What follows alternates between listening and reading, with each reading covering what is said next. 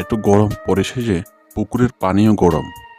মনে হয় পুকুরে এক প্যাকেট চা পাতা দিলেই পুরো পুকুরের পানিতে চা হয়ে যাবে।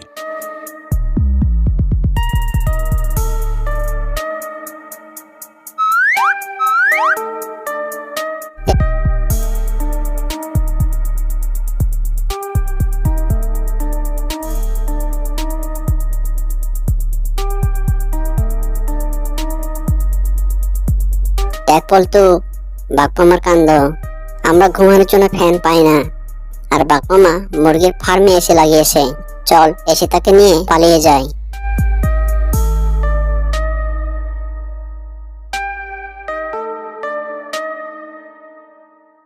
এসে তো নিয়ে এলাম, কিন্তু কারেন্ট তো থাকে না রে। আরে চিন্তা করিস না, সোলার দিয়ে এসে চালাবো। মিসকে বানর তার গাছের সোলার বসিয়েছে, ওটা চুরি করতে পারলেই কেল্লা ফটে।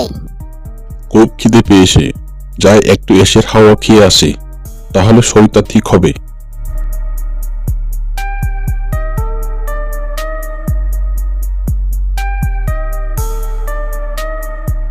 আরে আমার মুরগির ঘরে এসে কোথায় গেল? আমি যখন পুকুরে ছিলাম তখন নিশ্চয়ই কেউ নিয়ে গেছে। এখন আমি কি করব?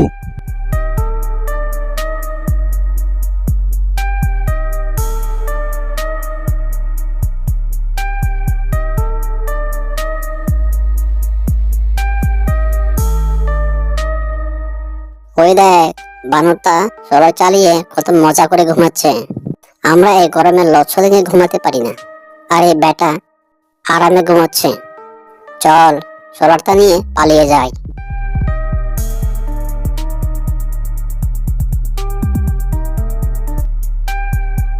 আরে আরে, ফ্যান বন্ধ হয়ে গেল কেন? হায় হায়, আমার সোলার কে চুরি করে নিয়ে গেল। গরমে লচ্ছদিন চলছে, এখন ঘুমাই কেমনে?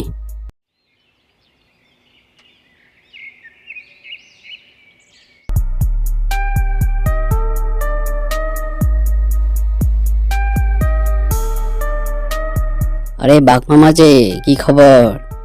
একদিকে গরম আর একদিকে লোডশেডিং, ভালো থাকি কি করে? ঠিকই বলেছে মামা, যা গরম পড়েছে। গতকাল তো কেউ আমার সোলার প্যানেলটা চুরি করে নিয়ে গেছে। গতকাল আমার এসিটাও চুরি হয়ে গেছে। বাপ্পামা, ওই দেখো, তোমার এসি কে চুরি করে নিয়ে গেছে, আর আমার সোলার।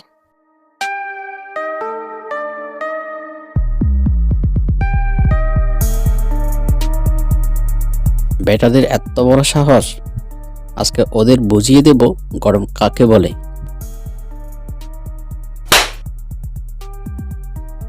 এই বলতু, আমাকে মারলি কেন রে? চোখ খুলে দেখ সামনে কে।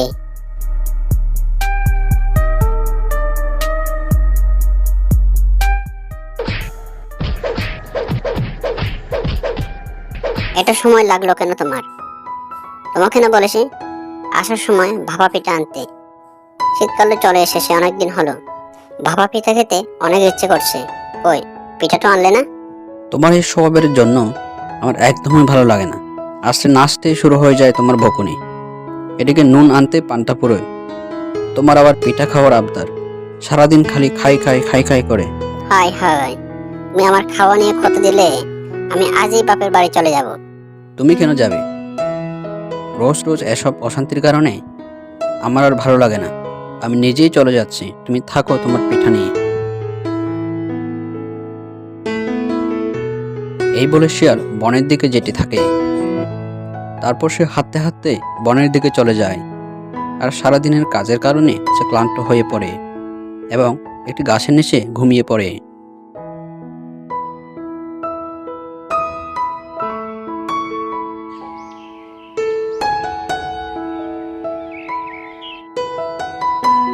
ঘুমাতে ঘুমাতে কখন যে সন্ধ্যা হয়ে এলো সে বুঝতেই পারল না।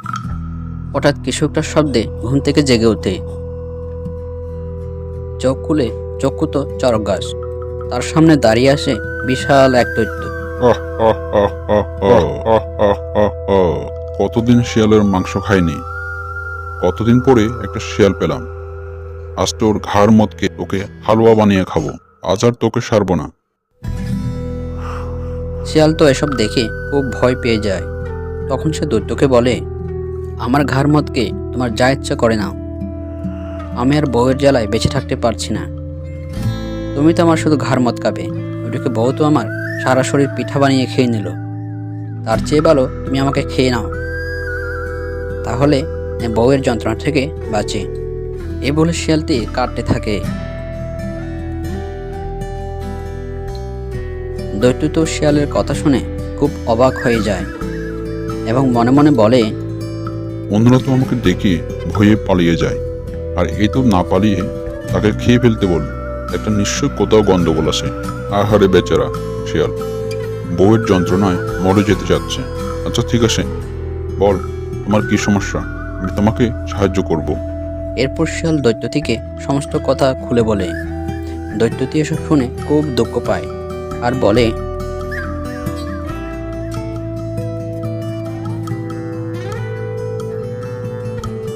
এই নাও, এই থলেতে জাদুর বীজ আসে, এটা নিয়ে বাড়ি যাও আর এটা মাটিতে ফুটে দিও, আর কালকে দেখবে কি হয়। ধন্যবাদ রাক্ষস ভাই, আমি আপনার প্রতি কৃতজ্ঞ থাকব। তো এবার সে কলা চাষ করেছিল, কিন্তু একদিন দুষ্টু শিয়ালের নজর পড়ে বাঘের কলা বাগানে।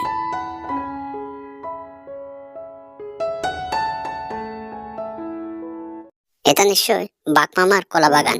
গতবারে তো আখ চাষ করেছিল, সেবার এত করে কয়েকটা আখ চেয়েছিলাম, আখ না দিয়ে তাড়িয়ে দিয়েছিল। কিভাবে কলাগুলো চাষ করে, এবার আমিও দেখব কিভাবে কলা চাষ করে বাজারে বিক্রি করে।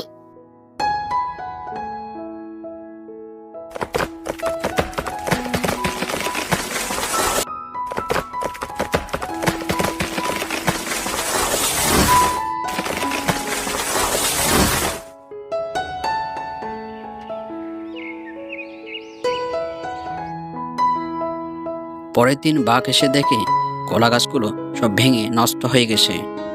এরপর সে বলে, আরে আমার এত বড় ক্ষতি কে করলো? নিশ্চয় ওই পাজে শিয়ালটার কাজ। গত বছর আখ দিইনি বলে এবার আমার কলা গাছগুলো নষ্ট করে দিল।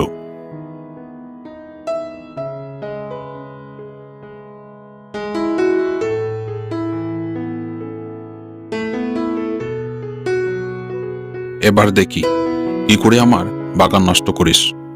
আজ রাতে আমিই বাগান পাহারা দিব। রাত হতে সে পাজি শিয়ালটি সেখানে চলে আসে আর বলে, বাঘ মামা তো দেখছি আবারও কলা চাষ করেছে।